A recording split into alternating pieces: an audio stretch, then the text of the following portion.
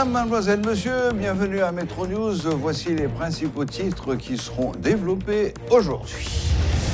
Retour au pays ce vendredi du Premier ministre Ariel Henry qui a pris part à la 33e réunion de la CARICOM, laquelle s'est tenue à San Pedro au Belize. Le chef du gouvernement annonce que la Banque de développement des Caraïbes, CDB, prévoit d'octroyer à Haïti une subvention de 45 millions de dollars américains sur une période de 4 ans. L'ancien ministre de l'Intérieur, Réginald Delva, salue la décision de la PNH d'interdire aux policiers de porter leur cagoule lors des contrôles de routine. Il a également fait savoir que cette mesure peut aussi porter préjudice aux agents de police. Le commissaire du gouvernement de Port-au-Prince veut faire de la lutte contre la détention préventive prolongée son cheval de bataille. Plus d'une soixantaine de personnes ont été libérées durant le mois de février, annonce le chef du parquet, Jacques Lafontaine.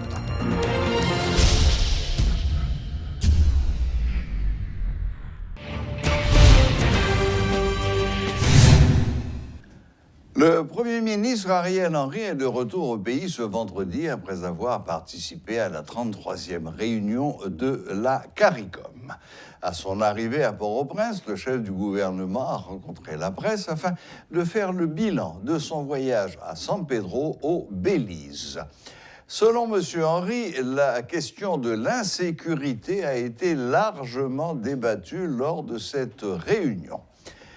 Il annonce avoir sollicité le soutien de l'organisation dans le cadre de la lutte contre ce phénomène. Par ailleurs, le locataire de la primature a également annoncé que la Banque de développement des Caraïbes, CDB, prévoit d'octroyer à Haïti une subvention de 45 millions de dollars américains sur une période de 4 ans, ce qui permettra au gouvernement d'agir rapidement et efficacement sur les problèmes pressants auxquels fait face le pays.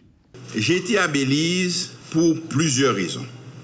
D'abord, pour remercier nos amis et nos partenaires de la Caraïbe pour leur support, surtout dans les moments difficiles que nous traversons actuellement dans notre vie de peuple. Cette visite m'a permis, au nom de mon gouvernement et du peuple haïtien, de renforcer les liens économiques avec les pays membres de la CARICOM et d'établir des partenariats solides dans plusieurs domaines d'intervention.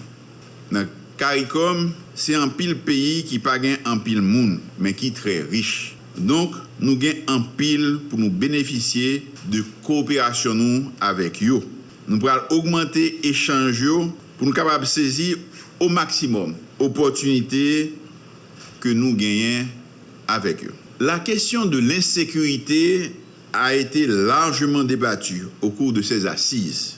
Nous profitons, demander concours tout paysans minous dans les Caraïbes pour aider nous à fléau ça qui a ravagé la société noire. Moi, je dis ça tout le temps. Ça n'a pas prêté comme ça. Moi, j'entendais cri population. Et ça n'a pas quitté nous indifférents. Nous travaillons ensemble avec tous les partenaires nous pour nous sortir dans sa nouille. Nous discutons avec plusieurs chefs d'État sous qui gens yo kabanou yon bon coup de main à travers entraide judiciaire dans le cadre assassinat président Jovenel Moïse avec bâtonnier Dorval. Nous parler avec autorité Jamaïque yo, tout sous causé assassinat là. C'est SPJ était déjà d'accord avec démarche ça. Puisque vle pas vle, faut que le président avec l'autre monde yo joigne justice. Tout le monde qui complice avec vrai coupable yo gain pour répondre devant la justice. Dans un petit temps tout coûte, Il y a une mission exploratoire CARICOM qui a venu dans le pays pour faire action yo garder comment pour aider nous dans le cadre mise en place structure et modalités pour prochaines élections yo, en passant par KEPA avec l'autre institution dans le pays qui pas marcher. Même mission ça, il pour rencontrer avec toute force de défense pays, la police acclamée pour aider nous comprendre et résoudre problème insécurité ça.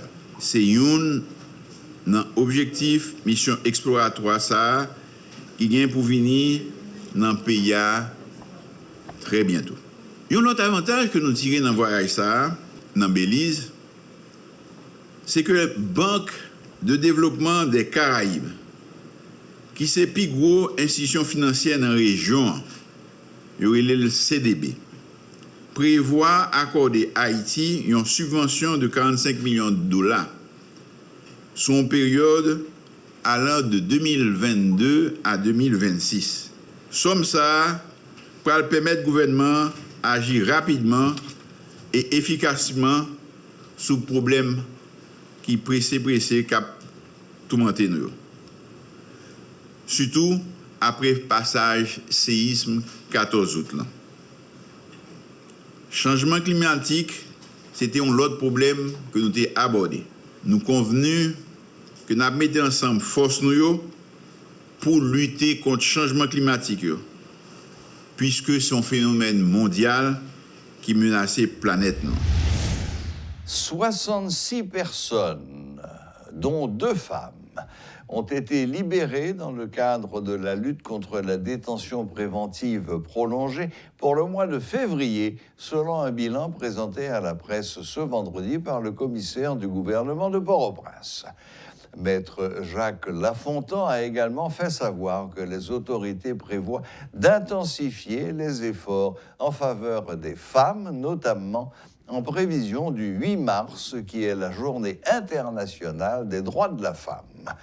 Parallèlement, il en a profité pour parler du dossier de l'ancienne directrice du SMCRS, Magali Habitant. Mission que mon ministre, mon supérieur hiérarchique, Maître Dorcy Berthaud, t'a confié moi pour me capable de travailler et me commencer à bon résultat. Mais le contexte insécurité a fait que, je dis à moi ça, nous avons un bilan qui est assez maigre, mais c'est un bilan quand même. À cela s'ajoute l'absence des magistrats, des juges de siège, motivés par aussi insécurité, parce que l'instinct de conservation veut que yo fait au même temps un petit ralentissement, ce que nous comprenons de côté par nous, mais nous gagnons, toujours est-il, nous gagnons des magistrats qui volontairement, doublés de courage, toujours présents, sous l'égide de la loi du 6 mai 1927, nous avons continué avec audience Sayo, sous comparution immédiate. Dès lors que fait qui veut devant paquet, nous avons fait qui pas porter en peine afflictive ou infamante, et nous avons toujours fait une saisine du tribunal correctionnel pour nous capable de faire affaire ça autant et conséquemment agir sur la population carcérale. Donc, nous gagnons en premier lieu ordonnance de main levée. Nous gagnons 3 qui étaient exécutées au niveau paquet. Nous gagnons ordonnance de non-lieu. Nous gagnons 5 que paquet a été exécuté. Nous gagnons classement sans suite. Nous gagnons 44 qui étaient exécutés. Et nous gagnons dans l'audience correctionnelle. Nous gagnons 2 seulement qui étaient exécutés, 2 audiences. Au cours de ces audiences, nous avons 2 prévenus qui étaient libérés, qui étaient joués de libération. Nous avons des gens qui sont libérés sous dispositif de jugement. Nous avons 4. Nous avons ordonnance en habeas corpus. Nous avons 6 personnes qui étaient libérés. Et nous avons désistement concluant de leur partie. C'est encore un classement sans suite, bien entendu. Mais là, c'était une voie de fait qui était gagnée entre 2 parties. Et puis, ils étaient entendus pour désister. Nous avons 2. Ce qui porte le nombre de libérés à 66 pour le mois de février, de 31 janvier à 28 février 2022. Maintenant, je dis à la nous avons une femme qui occupe une place importante dans la société. Je ne peux pas parler de ça en termes de genre. Et parmi ces 66 libérés, nous avons 2 femmes qui jouent une libération. Donc, moi, avec Doyen, m'a annoncé que moi, Doyen, nous sommes chita avec 2 autres groupes organisations de femmes pour nous qui mesure le 8 mars, si nous sommes capables d'organiser 2 séances, 2 audiences et correctionnelles, bien sûr, pour nous capables si nous sommes capables de mettre 2 ou 3 grandes femmes dehors, ne serait-ce que pour capables fêter avec eux, honorer eux, et pendant une prison. Dans une correspondance en date du 4 mars, le secrétariat général de la présidence rappelle à tous les anciens membres de cabinet, consultants et chargés de mission du Palais national l'obligation qui leur est faite de remettre les véhicules de l'institution se trouvant en leur possession. À cet effet, un dernier délai expirant le lundi 21 mars leur est accordé pour satisfaire à cette obligation.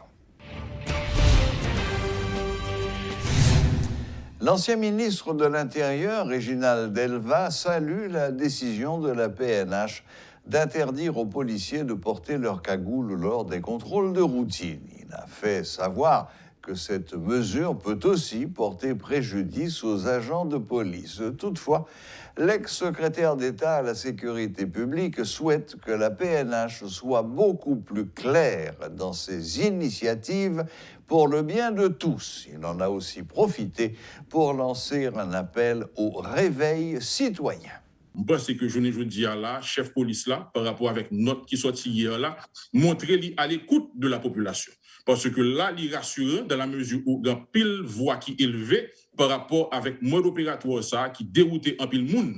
Parce que c'est hier seulement où capable de dire, et officiellement, c'est pas la police qui t'a fait opération ça. Parce que la police finalement prononce pour dire que ça n'a pas qu'à faire. Mais malheureusement, et mieux vaut tard que jamais certes, mais en pile cas, en pile dégâts d'être fait par rapport avec mode opératoire et groupe ça qui a opéré en toute impunité, en pleine rue, en plein jour, avec uniforme la police sous yo cagoulé. Et donc là, je crois que notre ça a montré que et recommandement la police là et à l'écoute de population et il réagit. Et l'idée autant, il y a des gens qui ouais c'est des fouilles normales qu'a fait.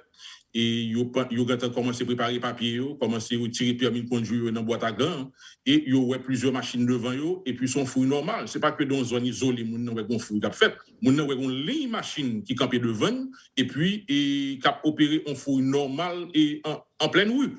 Donc, en uniforme, et surtout quand même des uniformes qui peut-être nous récemment et particulièrement sous des nègres qui sont en circulation. Et c'est ça, un pile victime décrit. Donc là, pas gagné, on dit, nous, pas gagné, pas prendre, et Wendell. Parce que là, c'est en pleine rue que l'a fait. Mais ça qui est plus inquiétant, c'est prendre des témoignages et des victimes. C'est que, je dis, faut que nous quand même garder au niveau de communication et on vrai centre d'appel pour que la population connaisse effectivement, même si son nouveau numéro de concert avec Natcom Digicel que la police est capable de faire, pour montrer que au niveau de phénomène ça, au niveau de mode opératoire criminel, même le que un policier t'a gagné cagoule, mais on voit que même la nuit et numéro A et faut le paraître.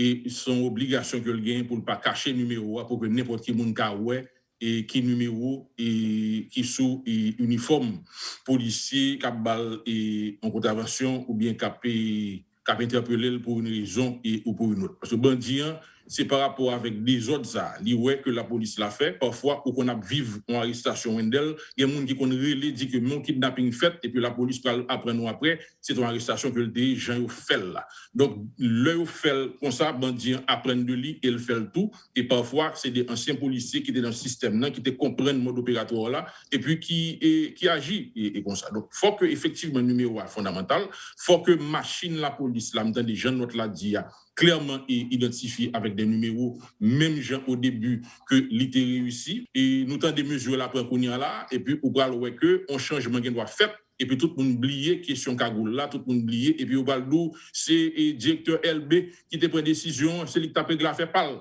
et puis le monde qui vient après le montrer, c'est parle là qui bon. Donc là, encore une fois, il faut que nous voyons que toutes mesures ça étaient là déjà.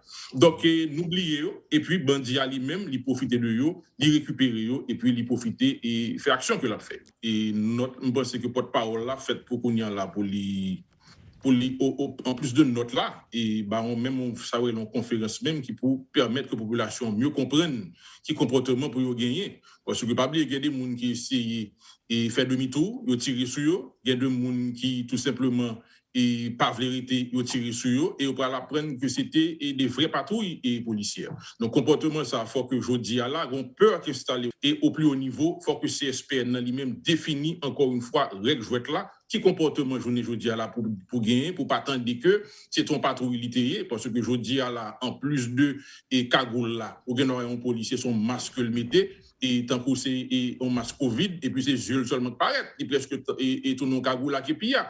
Donc là, quel comportement adopter? C'est là numéro un important sous uniforme. Parce que je dis à là, je ne peux pas empêcher un policier de mettre un masque. Et pour ces yeux seulement qui paraît là, dans le tirer cagoule là, il met qui pile, et puis c'est 2 yeux à cap gado. Donc, qui comportement on peut gagner de ça? Donc, il faut que soit beaucoup plus clair par rapport avec les décisions que la police la prend.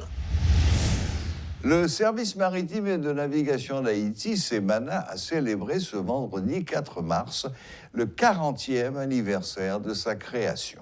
Pour marquer cette journée, de nombreuses activités ont été organisées et le directeur général de l'institution, Éric Prévost Jr., a souligné l'importance de cette institution dans l'histoire maritime du pays. En dépit de l'insécurité et la COVID-19, la direction générale du SEMANA ne chôme pas. En d'autres termes, nous continuons à travailler dans la ligne de notre mission. En effet, avec des ressources limitées et des déplacements réduits, nous avons pu maintenir en service plus de 85% des aides à la navigation grâce à des mécanismes de proximité et par la formation des représentants territoriaux. Chaque année, nous commémorons habituellement à pareille époque l'anniversaire du SEMANA le 5 mars. Cette date marque le 40e anniversaire de l'institution maritime. Vous et moi, nous le commémorons avec le cœur serré. Face à la recrudescence de l'insécurité et des crises qui rongent notre société. Cet anniversaire, je le dédie à la sécurité, l'amour, la paix et à l'entente pour qu'enfin le pays puisse connaître des jours de bonheur. Aujourd'hui, notre pays est à un carrefour plus que difficile, où les actualités sont dominées par la peur, la division, la méfiance, jusqu'au mépris de l'autre, et ceci à tous les niveaux. C'est le genre d'atmosphère qui peut conduire tout un peuple à la déprime. Mais l'histoire recèle dans ses annales que c'est aussi le genre d'atmosphère qui ouvre des fois la voie au dialogue franc pour jeter les bases des nouveaux départs. Je ne peux parler de fête en ce moment, mais plutôt de célébration. Fondé en 1982, le SEMANA a vécu des années d'instabilité comme toute jeune institution. Et nous avons compris, à la fin, que c'est toujours la concertation et les acteurs qui nous ont permis d'avancer, du moins de tâtonner, dans cette difficile expérience démocratique. Seule la stabilité sociopolitique nous ouvrira la voie vers la modernité. Et nous sommes tous, chacun, en ce qui le concerne, responsables de ce manque à gagner. J'ai le privilège d'être à la tête du SEMANA à un moment où sa modernisation devient inévitable, car en aucun cas, on ne peut rester dans le passé. Pendant nos partenaires et vis-à-vis dans la région avancent à pas de loup, en mettant le savoir acquis et les nouvelles technologies au service d'une navigation plus moderne et plus sûre. D'où les différents efforts par nous consentis en vue de mettre le service national au pas avec ce qui se fait à travers le monde maritime. Voilà, la boucle est bouclée.